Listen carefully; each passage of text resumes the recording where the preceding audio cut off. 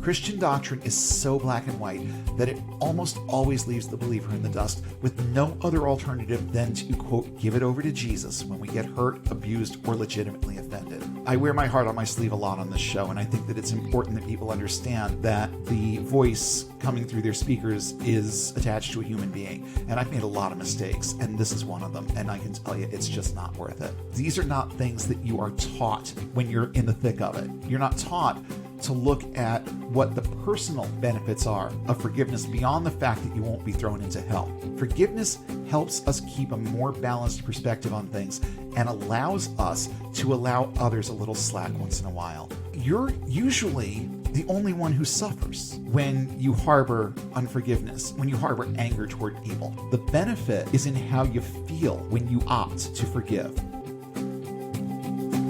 Welcome to Unbound, A podcast for new atheists and lifetime atheists, ex-evangelicals. truth seekers, and free thinkers. There is life after faith And life here is good. It's time for a new perspective. and a better conversation. I'm Spider. And I'm Shell, and it's time to get unbound. So we woke up a few days ago to a much brighter picture of America. Yeah. We now return you to the American experiment, and hopefully we will start seeing some progress That again. would be nice. So we did it. Those of us who voted, we did it. Yes. And I mean, I'm still disappointed with the sheer number of votes that the other guy got. Yeah. But the bottom line is that it wasn't enough. And in this instance, majority actually did rule. Yeah. So these are two very, very good things. And I'm looking forward to good things happening over the next couple of months. I watched a video yesterday of Kenneth Copeland absolutely guffawing at the idea that Donald Trump isn't going to be president in 2 months. Well, you know, you can laugh it off all you want, and anyone else can laugh it off all they want, but this is a thing that is happening. He will be leaving the White House on the 19th or 20th of next month, and Joe Biden was pretty direct when he was posed the question of what happens if this guy decides he's not going to leave.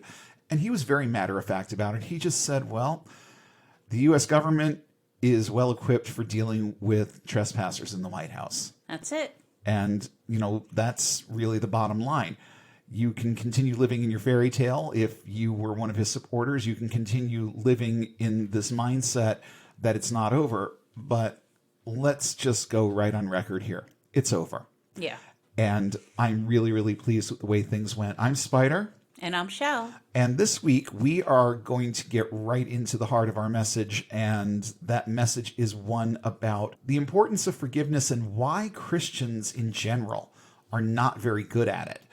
And there are multiple reasons why Christians have trouble with the concept of forgiveness. This is something that I've made mention of before, like many, many episodes back. I made the claim that your average Christian is not wired for forgiveness, and that Christians in general are some of the worst forgivers out there. And it's true, but there are reasons for that. Let's take a quick look before we do anything else here. Let's start out by looking at one of the key passages in the Bible that outline the reason why it's important as a Christian to forgive. Matthew 18:21 through 35 tells the parable of the unforgiving servant. And the story goes like this, reading from the King James. Then Peter came to him and said, Lord, how oft shall my brother sin against me, and I forgive him? Till 7 times? Jesus saith unto him, I say not unto thee until 7 times, but until 70 times 7. So 490 then. That's Jesus' calculation. Therefore is the kingdom of heaven likened unto a certain king, which would take account of his servants. And when he had begun to reckon, one was brought unto him, which owed him 10,000 talents. But for as much as he had not to pay, his Lord commanded him to be sold, and his wife and children, and all that he had, in payment to be made. See, Jesus was okay with slavery too. The servant therefore fell down and worshipped him, saying, Lord, have patience with me, and I will pay thee all.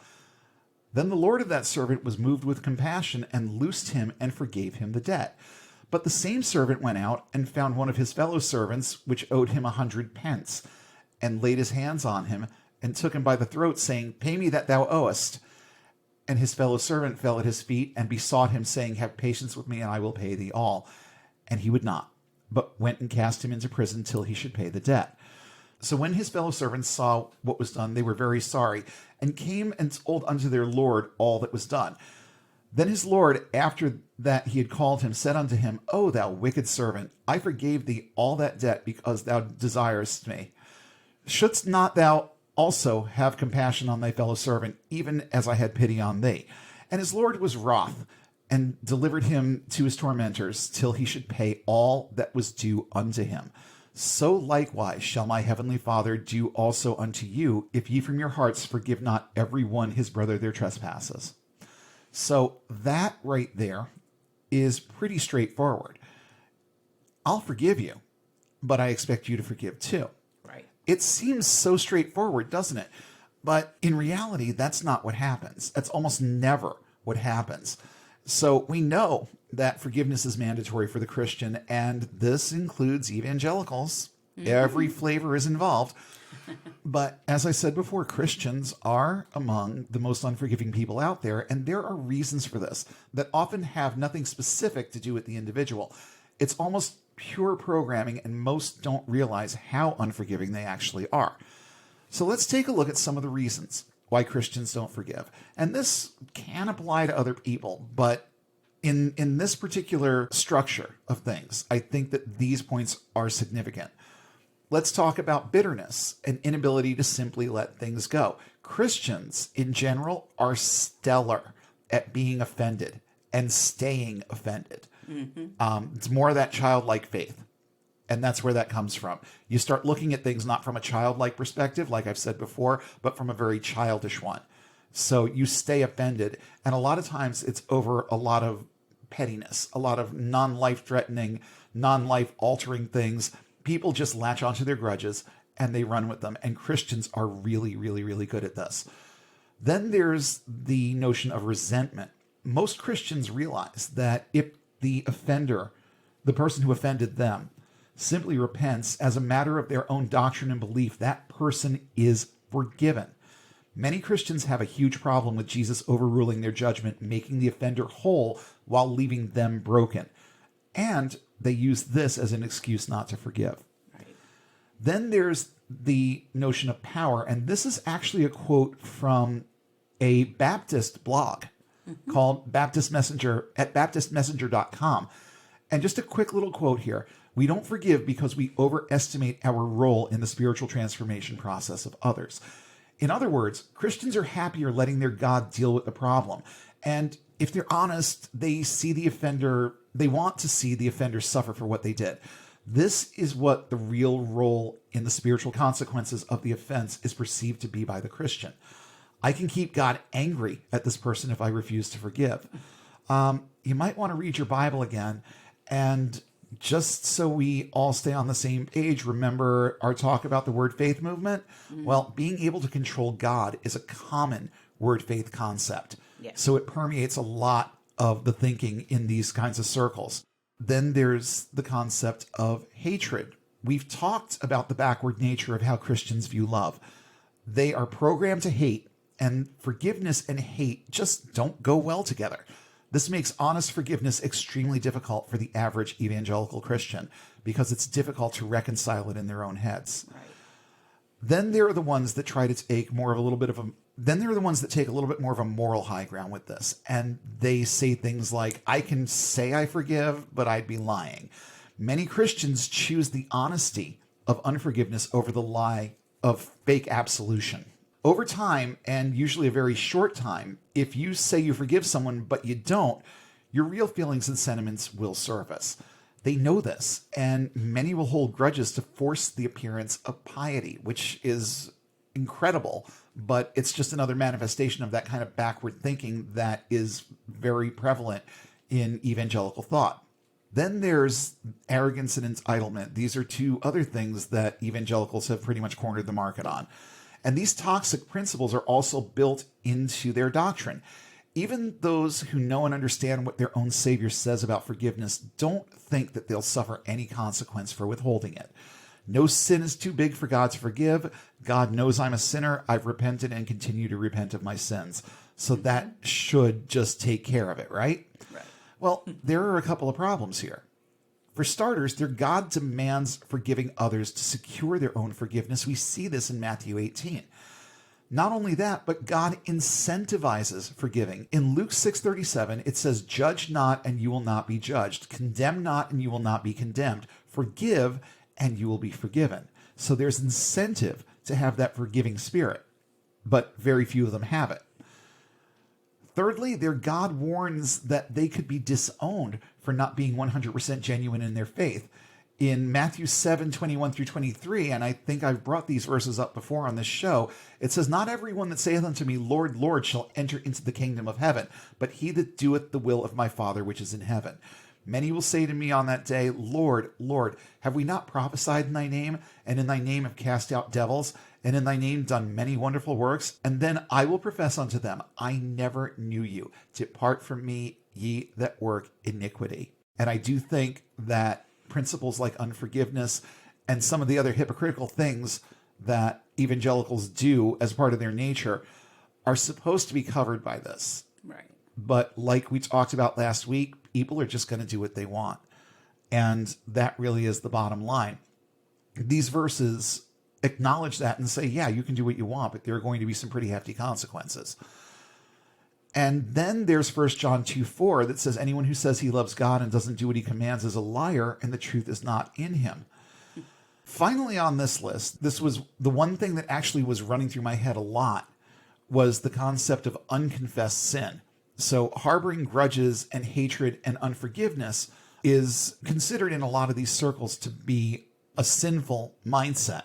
Right. And the Bible is pretty clear that unconfessed sin is not forgiven by default. Hebrews 10:26 says, "For if we sin willfully after that we have received the knowledge of the truth, there remaineth no more sacrifice for sins."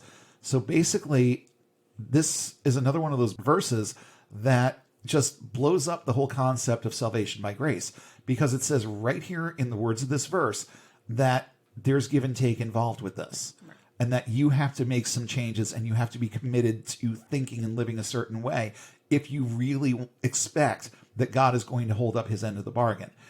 And then in John 3:36, it's amazing to me how we go in this particular chapter from the message of being born again to this. But it says in John 3:36, "Whoever believes in the Son has eternal life. Whoever does not obey the Son shall not see life, but the wrath of God remains on him." So if you are a believer, then you have to do what God says. You go back to 1 John 2:4. If you say that you love God and that you love Jesus, then do what he says. And then this verse in John is saying, because if you don't, then you're subject to God's wrath.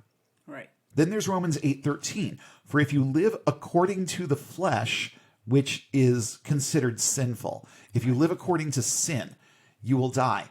But if by the Spirit you put to death the deeds of the body, you will live." So what sins are people forgiven of in evangelical terms? It's an important question. Right. And it's one where there is a lot of disagreement. It goes back to the Baptists telling me once saved, always saved. And then the Pentecostals saying, oh, no, that's not how it works. You actually can lose your salvation. So there are two main opinions on what sins are forgiven. It's either all the sins that you will ever commit, or it's all the sins you've committed up to the point where you were saved. If every sin you've ever committed and will commit later is already forgiven, being a forgiving person yourself is not necessary. This is why so many Christians adhere to a more provisional view of salvation, and why it's necessary to repent over and over and over again and keep rededicating your life, because it's provisional. The sins that you committed up to the point where you prayed that prayer are forgiven, but anything else beyond that is fair game and God can use it against you. But here, in my opinion, are some of the real reasons, or the number one reason that most Christians think that it's okay not to forgive. Let's say a person has a beef with someone else that he or she doesn't want to let go of. So what do? They go into their prayer closet and they start praying, "Dear God, I'm sorry I've neglected to forgive my brother. Help me find a way to forgive him and love him." Well, we all know what happens next, don't we? God does nothing. The person feels no different. Forgiving becomes no easier, and they stop consciously trying to forgive. The excuse then becomes, God knows my intent here. He knows I want to forgive. I've asked for help with this. It's in his hands now. So there's your scapegoat. It's at this point where God is beaten at his own game. All of a sudden, that person does not have to forgive. This is what you get when you tell people they can take all of their own defects of character and lay them at the foot of the cross.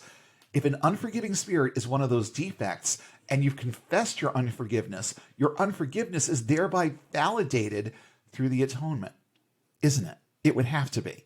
Withholding forgiveness at that point ceases to be a sin. Do you see where the toxicity gets a foothold here? Mm-hmm. It's sick. It's absolutely sick thinking. But it is a valid scapegoat if you follow their quote unquote logic. Right. It is a valid scapegoat. So this, I think, is the number one thing that keeps Christians from forgiving and tells them that it's okay to not forgive. Mm-hmm. Now, are there instances where it is okay to withhold forgiveness? Yes, there absolutely are, and we're going to get to that. But keeping on course with the current thought, this is kind of a nefarious way of getting around forgiving anybody of anything. Mm-hmm. So we're not even talking about big offenses versus small offenses, life-changing offenses versus petty offenses. Everything falls under this cover at this point, and they don't have to forgive because they've already repented of their unforgiveness. And now it's up to God to change them. Right. And we all know where that goes. Now, to be fair, there are also some pretty glaring issues with the concept of forgiveness. Living a constant mindset of forgiveness, for starters, is neither natural nor practical. We do not have the capacity to instantly forgive. It's not the way our brains work. We need time to be hurt. We need time to be angry. We need to be okay with these things and allow ourselves to work through the situation our own way and at our own pace. That's an important part of it. But here's the thing. We also can't hide behind these things. I'm still processing all of this. It doesn't work for decades on end. Eventually, we have to stop dredging up old memories without an escape plan and really deal with the emotions. It's important. We will never heal if we just keep hiding behind, I'm still processing this. What you're saying at that point is, I don't feel like forgiving. Right. I don't feel like getting past this. How long do you spend processing? Because if it goes on for too long, then you may need help processing it. And here's another thing. We might not be able to forgive. There are some people that just aren't wired for it. Some people literally never get past that processing stage. Their brains fixate on the offense and never get over it, work through it, or get past it. This doesn't make it okay if situationally it's something that can or should be forgiven. And this right here is where therapy comes in. Right. This is where that help comes from. Mm-hmm. And it should be something that you are seeking, something that you are working your way through. Because the only way that you're going to process some of these things is if you have someone around you who can take an objective look at the things that are going on in your head and provide you with a little bit of a roadmap, or at very least get you thinking in more rational and closure-driven terms about it. Now, I said a moment ago that there are instances where forgiveness is inappropriate, and that is very true. I do not think it's necessary for an abused partner to keep forgiving the abuser over and over again. I don't think a rape victim should ever be expected to forgive her rapist. These are extreme examples, but there are instances where withholding forgiveness is logical and pretty much inevitable. Right. I don't care what you believe on a spiritual level. There are certain things that just can't be worked past, and you cannot provide this person with absolution. The hurt runs too deep. What they did was too egregious. Right. And there's just no avenue to forgiveness. Well, there are no contingencies with these types of things in Christianity. No. The Christian is expected to forgive her rapist. Okay? Mm-hmm. The Christian is expected to forgive her abuser and keep going back for more. Don't divorce him. Just forgive him and pray that God changes him. Yeah, bullshit. It's not going to happen. Well, that's since all sins are considered equally terrible, because the smallest sin makes you horribly filthy and unclean in God's eyes, Yep. then lying is the same as raping someone. Yeah. Because in evangelical terms, there's no differentiation between mortal sins and venial sins. Right. And, that would automatically make it like, oh, of course you have to forgive them for, raping you or, slapping you around for 50 years. Yeah. Of course you have to forgive them. Mm-hmm. It's just a sin. Yeah. But, it's easy to say when you're not on the receiving end of it. Exactly. That's why it's terrible to say you have to forgive everyone, everything. Oh, yeah. Because those are totally inappropriate times to say, oh, you have to forgive them. Yeah, no. Yeah. And there are ways around that. You can circumvent some of your own feelings in certain circumstances. It is possible to forgive some pretty heinous shit. Yeah. And there are people who can do it. Not everybody can. No. Sometimes it's necessary to try and get to a place where you can do that, but also have an escape route so that the person doesn't keep hurting you. And we're going to talk about that a little bit more in depth toward the end. The next thing that I jotted down here is that forgiveness leaves us vulnerable. And some read accepting an apology as a sign of weakness. They also fear being reoffended by the same person if they can't facilitate some kind of punishment, usually emotional punishment, upon the offender. So they withhold forgiveness so that the other person keeps feeling bad. And they feel like that kind of provides some semblance of balance, but it really doesn't. Yeah. There is also an enigmatic element to forgiveness that often makes the offender whole while leaving the offended person broken. And I've used this as an excuse to not forgive. I've thought about this. It's been something that's been in my mind. I don't want to say recently, but when I recall certain situations with certain people, it's like I don't want to leave myself vulnerable to this person. And why should they be made whole by me forgiving them when I still have to carry the weight of what they did? Well, This goes back to staying in that mindset of I'm still processing this. And if you're there and you can't get past it, then you need to get help. But it's not a practical way to think about it. Like, okay, I'm going to forgive them and make them whole, and I'm just going to stay broken. No, you don't have to stay broken. It's not something that has to be an outgrowth of this. So keep that in mind when you're deciding that you can't afford to be vulnerable with this person. You don't ever necessarily have to forgive them to their face. You can just forgive them and move on with your life because they don't necessarily need to know. It's better if they do. It's better if amends are made where they're warranted. Right. But in this instance, it would be the other person who would have to make those amends. So if you are on the receiving end of any kind of abuse or anything along those lines, and you're afraid that forgiving that person is going to somehow make them whole, well, you can forgive them in your own head.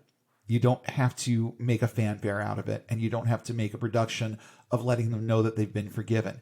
It's a decision that you can make within your own head, and one that more times than not is going to be the better solution for you. And just a final note on that point, there's a difference between being broken and staying broken. Once the situation gets resolved, if it ever can be resolved, you can start healing. You can't start healing without the personal closure that forgiving creates. So do you want to spend the rest of your life processing it, or do you want to get help figuring out how to get past it? And yeah, there's a little bit of a difference sometimes in getting past something and forgiving it. But I do think that a lot of times those things go hand in hand, and that forgiveness is an outgrowth of that personal growth process that you go through. The last thing that I had on this particular little list is that you can't force yourself or anyone else to forgive. And I'm going to tell a little story about something that happened when I was a pretty young kid. Now, I've mentioned that my mother went through a couple of phases where she was more plugged in with an evangelical crowd. And in one instance, I can remember that she was burning the candle at both ends. She was full-time student and she was working full-time as an LPN. And there were nights where, and now my grandmother did most of the raising with me. I spent a lot of time with her, but there were a few instances where I just, for whatever reason, I couldn't be at her house that night. And there was this one family that my mother was familiar with. Then, we were all pretty good friends. I like these people too. These are some of the good eggs that I think of. But this particular instance was not one of this guy's shining moments. So, not to be gross, but his kid, one of his kids, was a little bit too much of the typical boy, was a little bit too obsessed with certain body functions. And at one point, this kid decided that it would be a good idea to just whip it out and piss on me. Wow. Yeah, I don't know. I still don't know Wow. what the motivation was there. I don't even remember what the context of it was. All I know is that 1 minute we're running through a sprinkler and the next minute I'm being peed on. Wow. So, needless to say, I was not happy about this.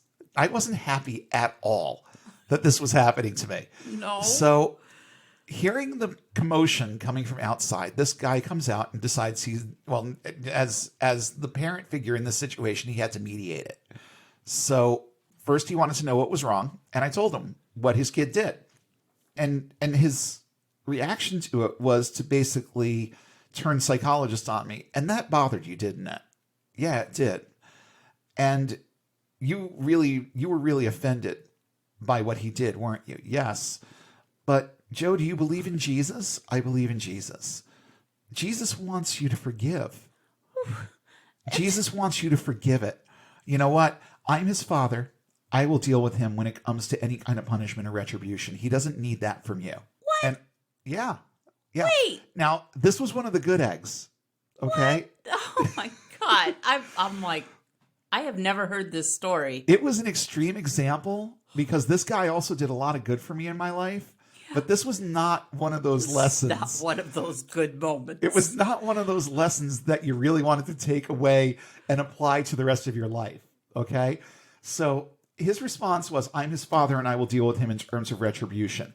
Your job, if you love Jesus, is to simply forgive him. And he turned to the kid and said, have you apologized for what you did? And he said, no. He's like, I want you to apologize to Joe for what you did. So he apologized, and it was a sincere enough apology. He was penitent in the way that he presented his apology. He's like, I'm sorry I did that, Joe. And I just sort of looked at him, and I looked at this other guy, and he looked at me and said, now I want you to tell him that you accept his apology.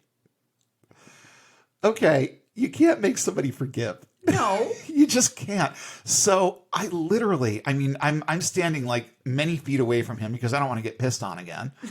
I literally stomped up to him, fist clenched, and through gritted teeth said, I accept your apology. And this guy looks at me and is like, that didn't seem very sincere. It didn't seem very Christ-like. Dude. Oh my God. It's like, I'm still standing there drenched in your kid's piss. I can smell it on me.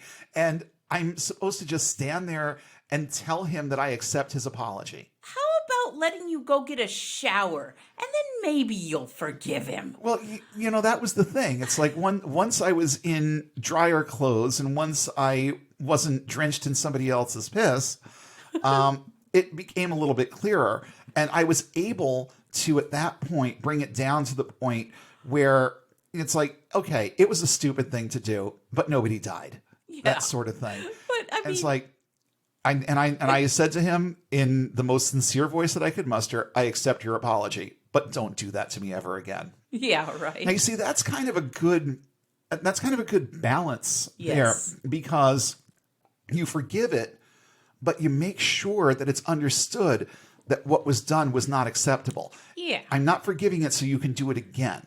I'm forgiving it because I'm choosing to forgive it. And I expect that if you're as sorry as you say you are, that you're not going to do it again. Right. And that applies in a lot of areas of life. And it's a good litmus test for whether or not someone who is a habitual abuser is going to continuously abuse and offend you. They say that they're sorry. Okay, fine. I accept your apology, but I'm going to tuck this away and remember what happened here and remember the promises that you made so that when you break that promise, I can turn around and say, well, we've already had this conversation and maybe I'll choose to forgive them again. But at that point, it's time to put some distance. You know what I mean? Yeah. In this instance, nothing like that happened to me again. I don't know what jumped into this kid's head at that moment in time. He just thought that it would be the funniest thing to whip it out and piss on me.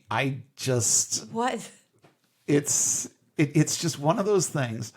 And as I was writing down my notes, it just jumped right back into my head. So there you go. That story alone was worth downloading this episode for, wasn't it? Yeah. Oh my gosh. Yeah. Listening to Spider talk about the time he got pissed on. But the bottom line is you can't force anyone else to forgive. No. And especially at that moment in the in the heat of anger, telling like a 9 or 10-year-old kid that he now has to accept this kid's apology. It was ridiculous. I learned far better lessons from this guy.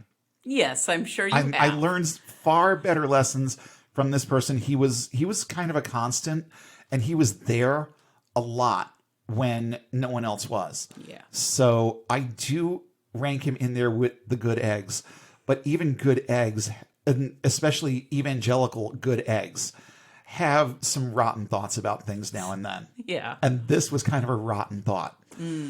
Let's talk, quick segue, let's get away from topics that involve urine. Let's talk about the consequences of unforgiveness, but not from an evangelical standpoint, because as I was doing my research for this, I came across a lot of blog articles that outlined a lot of different consequences for unforgiveness that I swear, I literally ranged from things like diarrhea to early death. And that's that extreme evangelical thinking for you. Cool. So I was definitely a little bit more anxious to find some secular opinions on this, and I found some. So some of the consequences of unforgiveness that you want to look out for. For starters, it harms relationships, and I think that the ways that it harms relationships is obvious here. Because holding a constant grudge against somebody, especially for offenses that are not life-changing, that are not that aren't permanently damaging, these can be really, really bad things, and they permeate a lot of families. Maybe not always immediate family, but there's, especially at this time of year, we're recording this in November, getting ready for Thanksgiving. And even though things are probably going to be a little bit different for 2020 for a lot of people, this is the time of year when people start getting together, and they get together with relatives that they don't like. Who enjoys sitting around a table with relatives who have been feuding like Hatfields and McCoys for 20 years? Mm-hmm. Okay? It does nothing but harm. It makes you not want to even experience Thanksgiving or Christmas or whatever it is, because you know that these two are going to be locking horns. So it does a lot of damage. And if it's somebody in your immediate family, it does even more, because now you're seeing this person every day and you're just reliving and reliving and reliving the thing that hurt you. And even if it's insignificant when it happens, it can mushroom into this major thing inside your head over time. So when you have to live with somebody, it's even worse. This is where a lot of marital issues emerge, is when someone does something petty, the other person takes it the wrong way, and it changes the dynamic, and not for the better. So not only does it harm your relationships, it also harms your health. And you know what? I told you about the real extreme examples, diarrhea and, early death. But there are definite health considerations to whether or not you are going to forgive.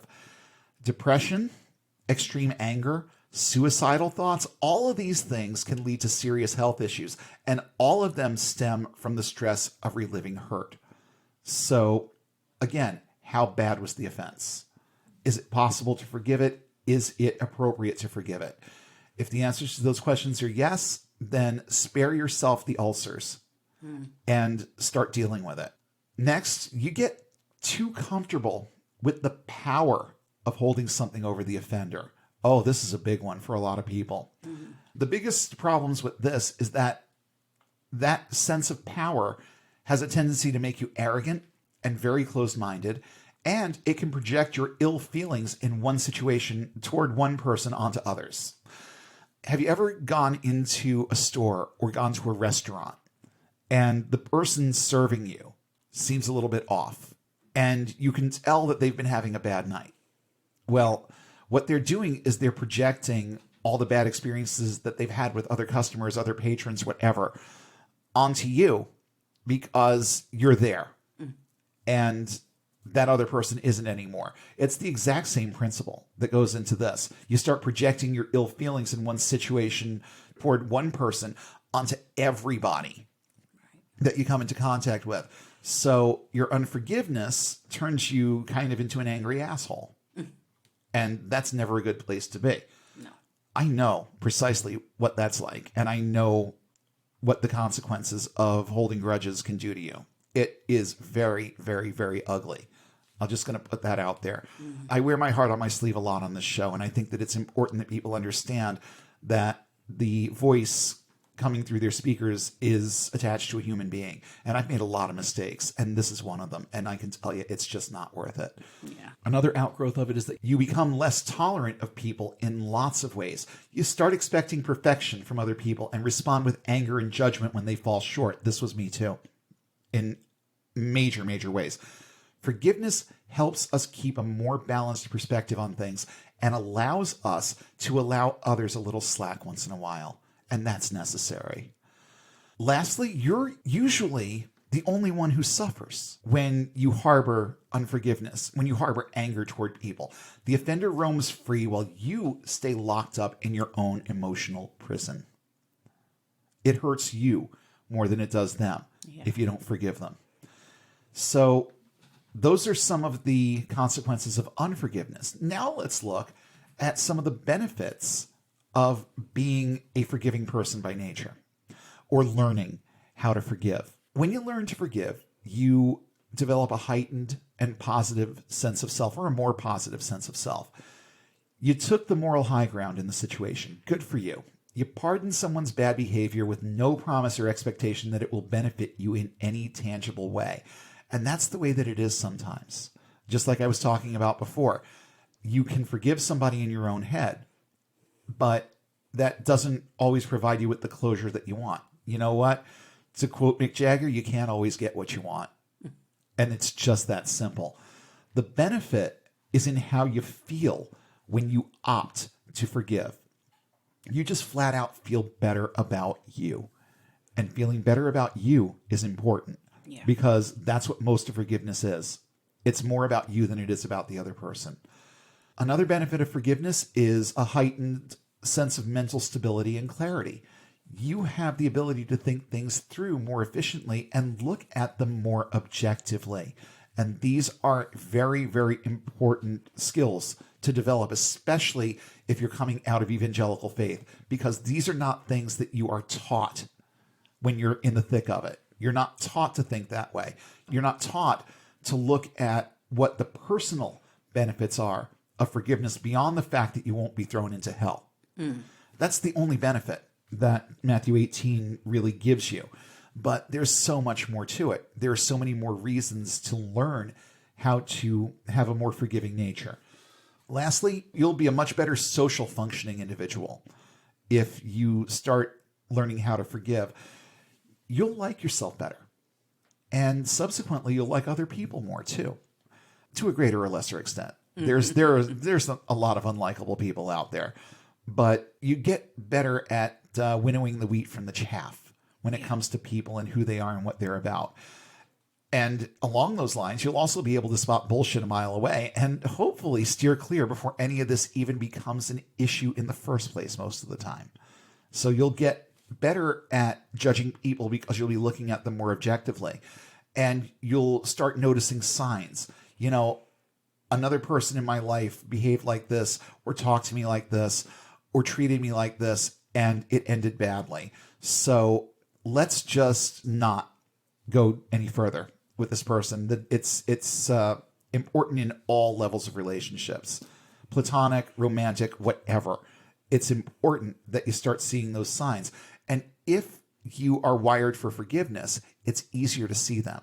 And it's easier to make the intellectual decision to forgive and move on. Right. We talked about the consequences. We talked about the benefits. There are a few cautionary items here that I think also need to be addressed. For starters, don't apply the 70 times 7 principle to forgiveness. Forget the whole concept of 70 times 7. It makes no sense.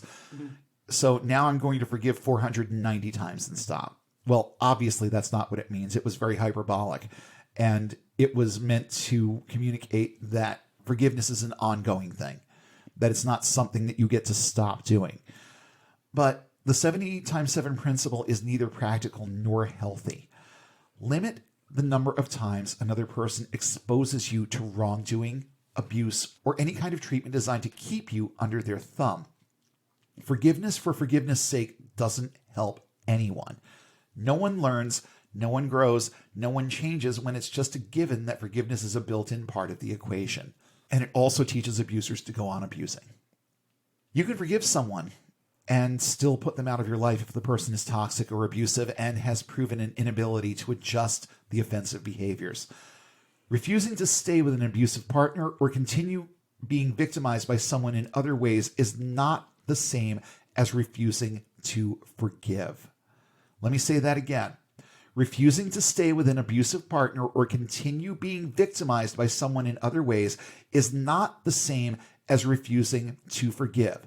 Yes, forgive them, but protect yourself. Forgiveness is not the same thing as naivety. If the person is likely to reoffend and their behavior is in any way harmful to you, it's time to, quote, forgive and forget. Forgive the behavior and forget about continuing the relationship. Oh, and it's possible and completely okay to continue loving an abuser. We love for a lot of crazy reasons. We get trauma bonded to someone. We ooze over with empathy that is neither warranted nor helpful in assisting the abuser to become a better person. We enjoy being around them when their abusive behaviors aren't manifesting. And all of this is fine. Using these things as excuses to stick around and keep being abused, however, isn't. And you've got to get that straight in your head. It is very, very important that you get that principle straight in your head. You can love them and still not have them in your life. And sometimes it's necessary. Now, those of us, if you're like me, then you'll definitely be able to relate to this. Those of us who tend to love hard when we love fall into this trap all the time. And we start thinking things like forgiveness is forgiveness. I have to stay, or I have to let this person be in my life. Otherwise, I'm not really forgiving them. Well, no. Erase the debt, but also close the account and keep the transaction on your ledger. Never forget that you have the right to be both safe and happy in your relationships. And if you aren't, you shouldn't be there. Forget what your pastor or anybody else in your church tells you about divorce or leaving someone over anything. Okay? Because their advice is going to be to forgive it and go back for another round. And that is neither healthy nor practical. There's nothing wrong with divorce when it's warranted. There's nothing wrong with fleeing an abusive relationship to ensure your own well-being or the well-being of your children or whatever. This is not unforgiveness. Let me say it again. This is not unforgiveness. It's intelligence and it's survival. Oh, and that person won't change if you go back or stick around and tough it out for one more round. They just won't. They'll change when they accept help. And they might seek help when they realize what they've lost, but it isn't very likely. In other words, most of them will never change, and nearly none will make the effort to change to earn someone else's approval. It's easier to just go find a new victim and start over. Don't offer forgiveness to someone and still harbor a grudge. This is very important. Honesty can lead to healing much faster than lying about your feelings ever will. I don't even know how to process all this, and I'm not ready to forgive you yet. Please leave me alone so I can sort all this out. That's a much more practical way of dealing with it than just giving them lip service and saying, I forgive you, while that thought is running through your head. Vocalize it. Make sure the other person knows that you're hurt and that it matters that you're hurt. It may not matter to them, right? But make sure that you communicate that it matters to you, because you're the one that counts in this situation. You're the one holding the cards. It's up to you to forgive or not forgive. And make sure that they understand that you are exercising your option to forgive them, but it is just that. It is an option. It is not something that you are obligated to do. In short, the truth heals and lies harm. Remember that. Don't lie to the person who offended you and tell them that you forgave them, and don't lie to yourself about whether or not you've forgiven them. It's okay not to, at least initially. There are certain things out there that just take a lot of working through, and you're obligated to do the work here. They're not going to. And it's the sad truth. Most of the time, they're going to do nothing to improve themselves. It's up to you to take that step of feeling better about you and not worrying so much about them. So I want to steer just a little bit toward the former and present evangelicals who listen to this show and who struggle with the concept of forgiveness. For starters, I totally get this. I understand where the disconnect is in a lot of this, and I understand the helplessness of feeling like you have to forgive all the time. But here's the thing. If this is something that matters to you, if this is really something that matters to you in your life and in your mind, and it bothers you that you have issues in this area, you are light years beyond most of the other people that adhere to this faith. Because, like we talked about last week, there are so few people out there that adhere to the tenets of their faith to the point where they are actually following anything that the Bible says about anything, that a lot of these conversations, to a greater or lesser extent, they seem moot.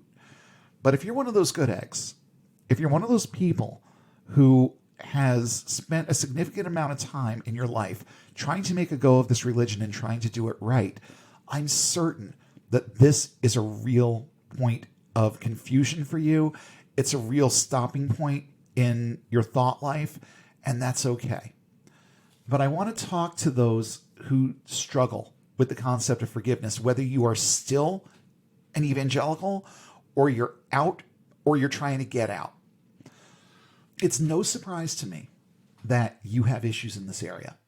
It's no surprise that many of you, either by intention or through unconscious action, are so good at being awful to your fellow Christians in particular. And I think that in a lot of instances, that awfulness and ugliness is not something that is intentioned. It is something that comes out as a matter of conditioning. So I'll put that out there. We were all taught in this thing called evangelical faith that forgiveness is mandatory, 70 times 7 and beyond if necessary. But no one ever bothered to consider the psychology of forgiving when thrusting these standards and rules upon us. No one in our lives even allowed us to consider that sometimes it's not possible or even appropriate to forgive. Christian doctrine is so black and white that it almost always leaves the believer in the dust with no other alternative than to, quote, give it over to Jesus when we get hurt, abused, or legitimately offended. Forgive and move on is the solution each and every time. What if it's not that simple? Because it usually isn't. And what if it's not practical? Because it often isn't. And what if it's just something that you can't do? Well, if you believe Matthew 18, you're up shit creek. But you're not. The way Christianity forces us to think about forgiveness almost guarantees that our problems never get solved. We face abuse and lying and deceitfulness and even general rudeness and mistreatment and see no other recourse than to forgive and carry the weight of it ourselves because, as we talked about a few minutes ago, it's a very level playing field when it comes to sin and evangelical faith. After all, I mean, we have to forgive. We have to forgive because we want to go to heaven. So we just better do it. Weigh the severity of the offense and ask yourself if there is a foreseeable way through the anger and the hurt. If the answer is yes, strive to see both sides and make the conscious choice to begin the process of healing. The ability to forgive will be an outgrowth of that. Now, to those of us who are out or are on our way out and still grapple with concepts like this still grapple with doing forgiveness the right way.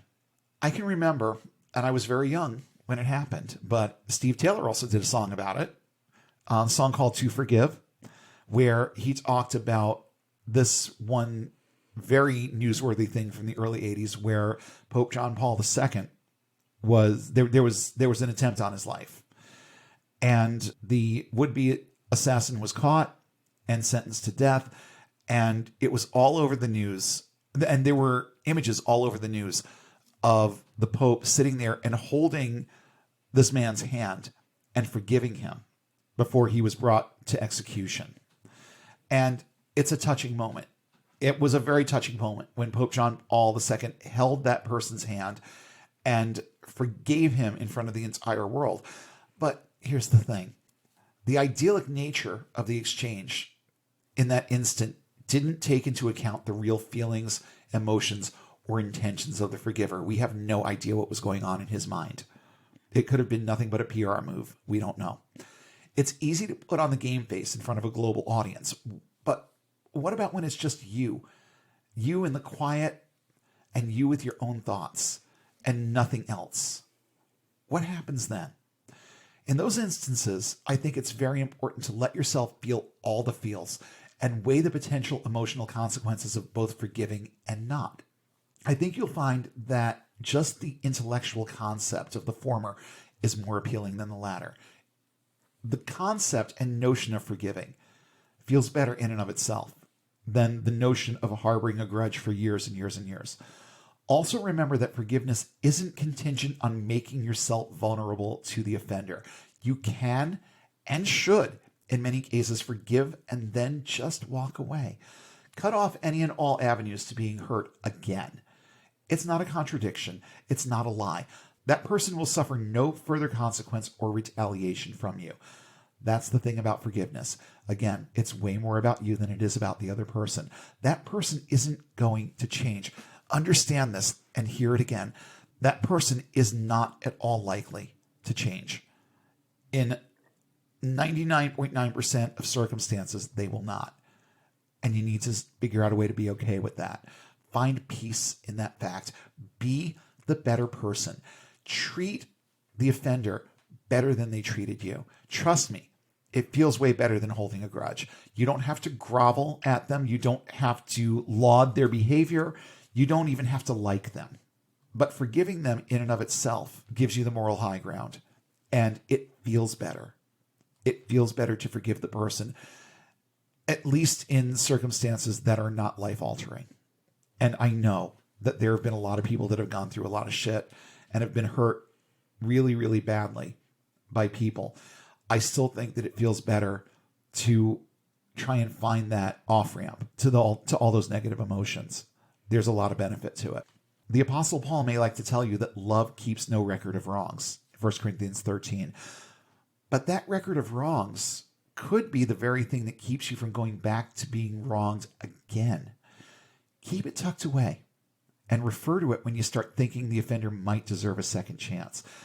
Do not, however, use it as a weapon against them. If you're doing that, you haven't forgiven anything. But the whole concept of forgiving and forgetting is almost never healthy. You need to remember what happened, and you need to remember why it was necessary to make the moves that you did, especially if it meant a relationship ended or you had to distance yourself from a person. You don't toss it back in their face, but you do remember. Keeping no record of wrongs is not a healthy way to approach forgiveness. Keep it tucked away and refer to it when necessary, but don't throw it away. Now, for lesser offenses, those non-life-changing things that we've talked about a couple times, strive to be honest and let yourself see forgiveness as a process, not a decision. Assert your need for space, but then take the time to sort out what happened and try to reconcile the details in your head. It's impossible to be truly objective when you've been hurt or offended, but if the effects of the offense aren't likely to have lifelong consequence, consider whether or not it's easier to figure out how to forgive than it is to carry the weight of the offense forever. And two things popped into my head when I was jotting down that note. The first one is the beginning of Karate Kid 2. And Mr. Miyagi has Kreese on his knees and could easily have bested him or killed him. And Daniel asks him why he didn't. It's like, you could have killed that guy. Why didn't you? And Mr. Miyagi's answer was, because for a person with no forgiveness in his heart, living is worse punishment than death. Just let that sink in for a sec. I mean, yeah, it's a campy line from an 80s movie, but it does make a lot of sense. And then, oddly enough, the other thing that jumped into my head, we did a lot of vilifying of Christian lyrics from the 80s last week, but sometimes they get it right. And Randy Stonehill, in his song, The Gods of Men, gets this really, really, really right. There's a line in that song that says, I used to dream of tasting vengeance, wanted my enemies to crawl and sweat. Well, my happiness was drained from reliving all the pain. Now I'm learning to forgive and forget.